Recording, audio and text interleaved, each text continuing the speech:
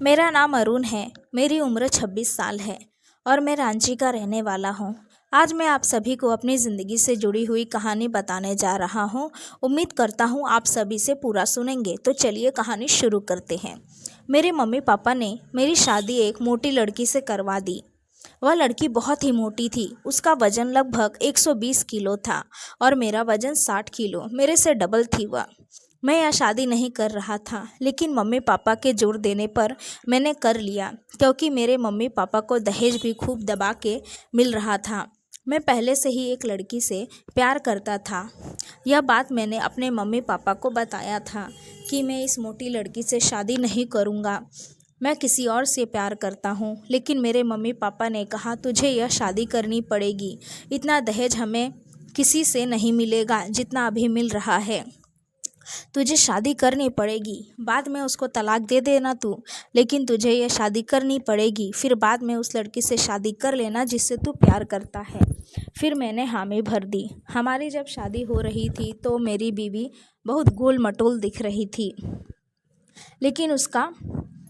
लेकिन गोरी थी। लेकिन उसका मोटापा मुझे पसंद नहीं आ रहा था। शादी में सब अपना मुंह छिपा के हंस रहे थे मुझ पर। मुझे बहुत बुरा लग रहा था। मेरी बीवी का नाम नेहा था। नेहा को जब मैं अपने साथ घर पर लाया तब माँ ने हमारी आरती उतारी।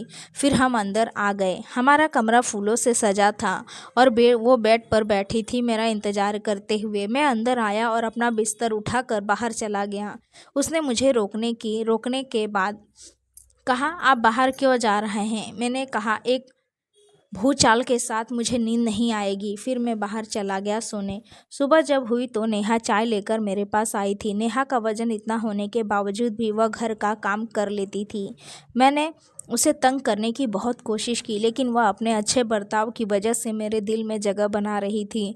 मैं उसे बुरी तरीके से बात करता था, लेकिन वह मेरे से बहुत अच्छे से बात करती थी। एक दिन मैं ऑफिस जाने के लिए अपने टाई को ढूंढने लगा तो टाई मिल नहीं रहा था। वो मुझे ला कर दी और मुझे पहनाने लगी। मैंने उसको दूर धक्का देकर गिरा दिया। मैंने कहा, तू मेरे पास मत आ। फिर नेहा ने कहा, ऐसा क्यों बोल रहे हैं, मैं आपकी पत्नी हूँ। मैंने उससे कहा, तू मेरी पत्नी कभी नहीं बन सकती। वह रोने लगी। फिर मैं वापस चला गया। रात को जब आया तो नेहा खाने पर मेरा इंतज़ार कर रही थी। मैंने कहा, तुम सोई नहीं? उसने कहा, पति को खाना खिलाए बगैर मैं कैसे सो सकती हूँ। फिर उसने मेरे लिए खाना परोसा। फिर मैंने उससे पूछा, तुमने खाया? उसने कहा, नहीं मैंने नहीं खाया। फिर मैंने कहा, तुम खा लो। फिर वह खाने लगी। नेहा की एक आदत मुझे अच्छी लगने लगी थी कि मैं उसे चाहे जितना बुरा बर्ताव कर लूँ उसके साथ, लेकिन वह मेरे से अच्छा ही बर्ताव करती थी। धीरे धीरे मेरे मन में नेहा के प्रति अच्छे विचार आने लगे। फिर मैं नेहा का वजन कम करने के बारे में सोचने लगा। नेहा से मैंने कहा, तुम इतनी मोटी कैसे हो? क्या तुमने कभी व्यायाम नहीं किया?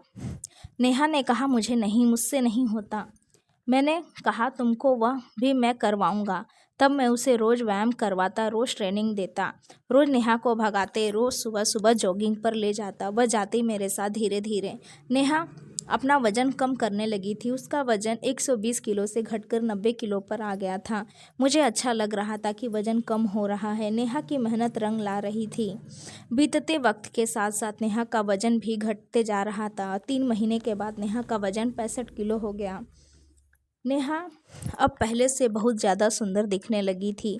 मैं उसे देखकर देखते ही रह गया। मुझे समझ में नहीं आ रहा था कि ये क्या वही गोल मटोल नेहा है जिसका वज़न कभी 120 किलो होता था, जिसे मैं देखकर नफ़रत करता था।